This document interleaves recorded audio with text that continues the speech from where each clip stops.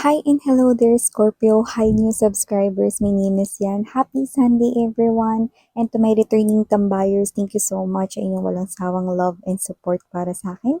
At kung hindi niyo pa knows mga mahal na mayroon pa po tayong other channel, link is down below sa ating description box. So if interested, just click lamang yung link na yan at napupunta na rin kayo doon kung saan nag-upload din tayo ng collective reading for all signs every day. Yes, araw-araw din po yan. Basta just take only what resonates. And tandaan din ninyo na wala tayo ditong gender. Babae, lalaki, LGBT, lahat ay welcome. Pwede nyo rin pong pagpalit-palitin yung mga roles dahil possible din talaga magkapalit-palit yung mga roles kasi general reading ito, we're getting the energy. So if you feel so connected and so drawn with the reading, then high chance this reading is yours. Okay? Or the messages ay sa'yo or para sa'yo. So, cross-watchers ni Scorpio, welcome ka rin, sweetheart. At kung may Scorpio placement sa kanilang natal or birth chart, welcome din kayo. So, let's go ahead and check these messages right here for you, Scorpio. Archangel Michael, thank you so much. Together with the angel guides, can we get messages right here para kay Scorpio, please? What does Scorpio needs to know? Can you please show me? Anong dapat malaman ni Scorpio? Mga mensahe para kay Scorpio. Scorpio.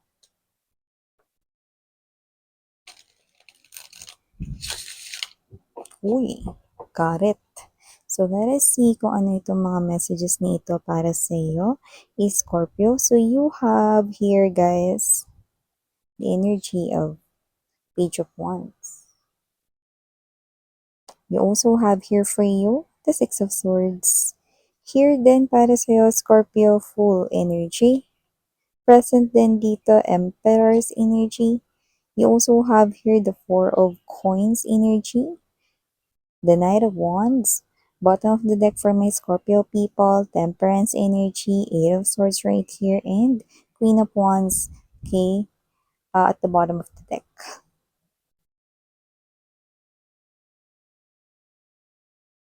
Oh, Scorpio! I do see na meron dito mga babes na mukhang magiging doesn't have to be famous, that you're gonna go global right here or worldwide. No, it doesn't have to be like that. But I'm seeing someone here stepping into this type of energy, like people here, no, ay talaga namang pumapalakpak. People right here congratulating you. I'm hearing those words right here. Oh, congratulations! Ang galing mo naman. Uy, ganyan, no? So, I think meron dito magle-level up sa inyo. Others, this could be talking here about your career. But others, no, maaring meron dito nagko-congratulate sa inyo. No? Kasi yung congratulate na to, parang tinuturing ito na miracle hindi lamang ninyo, kundi pati na rin yung mga tao sa paligid ninyo. No? So, I do see that this is something here that you could be wanting for quite long time already. No?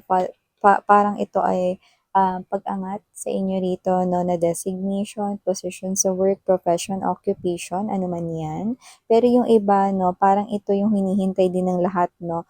Maaring ito ay ang iyo ritong pag-aasawa. Pero yung iba, finally, magkaka-girlfriend or magkaka-boyfriend ka na rin daw. Or, yeah, definitely in your relationship right here. Parang sa wakas, pre, congratulations, mag-aasawa ka na.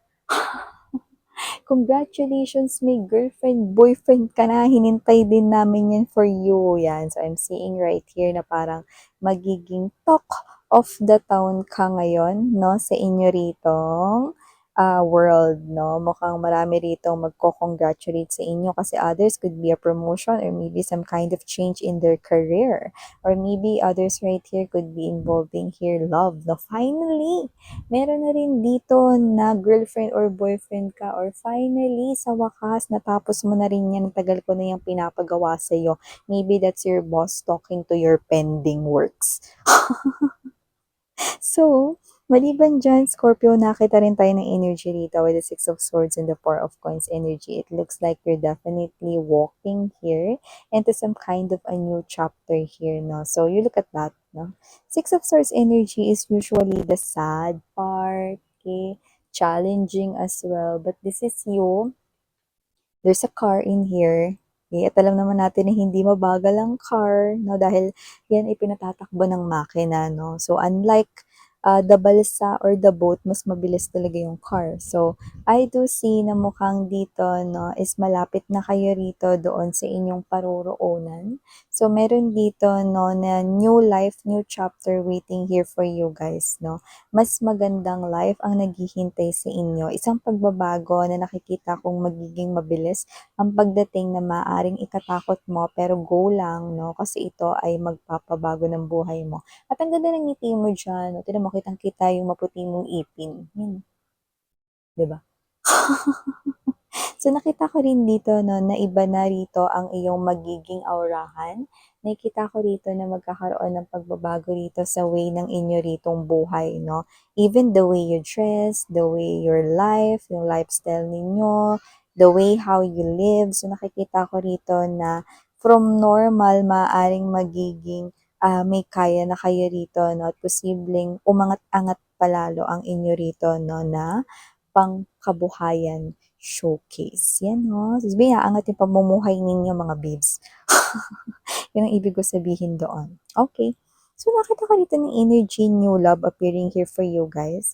This person is not a player type of person, pero nakikita ko that this person right here is someone na posibleng maraming mga nakapaligid sa kanya. So, this person right here, may mga achievements na rin siya, successful na rin siya rito, may mga parang um, na kamit na siyang mga pangarap niya. Ibig sabihin may mga tupad na siya ritong pangarap niya, 'no? Pero nakita ko rito na takot siya ritong magmahal. May mga options siya around him or her pero hindi niya yun pinapansin, 'no? Maybe because dahil nga scared siya when it comes to love. So, this person is appearing as your new potential lover. So, nakita ko rito, no, that magugustuhan mo tong person na to and you will open this person's heart at nakikita ko na magiging open rin siya sa inyo, no? So, para sa kanya nakakatakot yung love, no?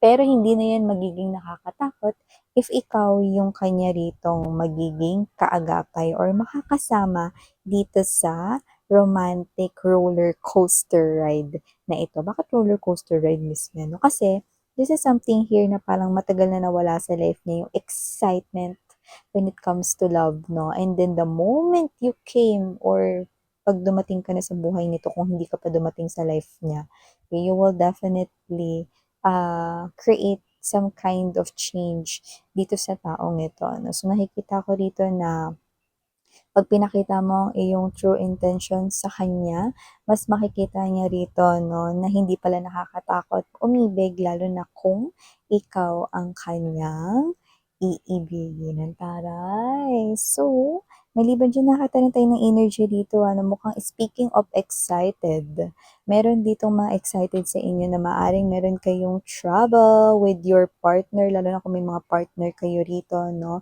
So, hindi ko alam kung saan kayo pupunta, pero maaaring nature is very evident. Pwedeng near the beach, there's a big body of water, huge, no? Huge vast, no?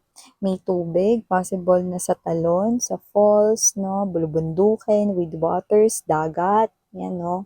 So, ilog, no? Yan. So, parang may mga excited dito. Either camping ito, beach hopping, whatever. I think you will go out together with your person. There's an upcoming planado na bakasyon with your special person, no? Yung lover ninyo. So, matutuloy yan. At nakikita ko dito mga babes, nakikita ko lang dito na talagang konting-konti lang, pero hindi naman ganun kabalakid, no? Pag pauwi na kayo, maaaring mag-away kayo. Pero maliit na bagay lang yun, tampuhan lang yun. Like let's say, kunyari may iniiwan kayong gamit doon, no? Ay naku, kasi hindi mo sinigurado na nilagay mo na dito sa sasakyan mo, yan, no? Parang ganun lang naman kababaw, no? So, may ganun lang tayong nakikita dito. So, maliban dyan, Scorpio, nakakita rin ako ng energy rito, ha? Meron ditong parang energy ng gusto na lamang ditong manahimik, pero hindi gusto ni universe na manahimik itong energy na ito, no? So, sino yung energy na yan? Ikaw. Bakit miss yan? Kasi yung iba sa inyo, this will not resonate no, sa lahat sa inyo, Scorpio, pero merong mangilan-ngilan sa inyo na may energy rito, no, ng posibleng meron ditong laman ang isip ninyo. Possible na tao yan, no? So, nakita ko dito mga babes, no, na marami kayong gustong sabihin sa isang person pero hindi ninyo masabi. Hindi dahil sa hindi nyo alam kung paano magsisimula, no, kundi parang wala kasi akong communication sa kanya or kung wala man akong communication sa kanya, no, possible rin naman na maaring may karapatan ba akong sabihin ang mga salitang ito. Oh, but the universe wants to get in the way. So definitely masasabi mo 'yan, no. Kaya naman mga babes, no, prepare yourself. Maggaya ka daw dito, ayusan mo 'yung sarili mo, no, dahil gagawa sa universe, no. Dahil dito ayaw mong lumapit, 'yung taong 'yun ang palalapitin niya sa'yo para masabi mo ang nilalaman ng iyong isipan. So 'yan mga babes, no, ang taray. Si universe maglalapit sa'yo sa taong ito na dahil ayaw mong kumilos diyan. Kaya si universe na ang gagawa ng paraan para masabi mo na nang mawala na ang iyo ritong pagto-torture sa iyong mind. So yeah, these are all the messages we've got right here for you, Scorpio, mga babes. Again, I'm Yuriana. Only for the girls in Yana, do not for the boys. Sarang love and light. Ano?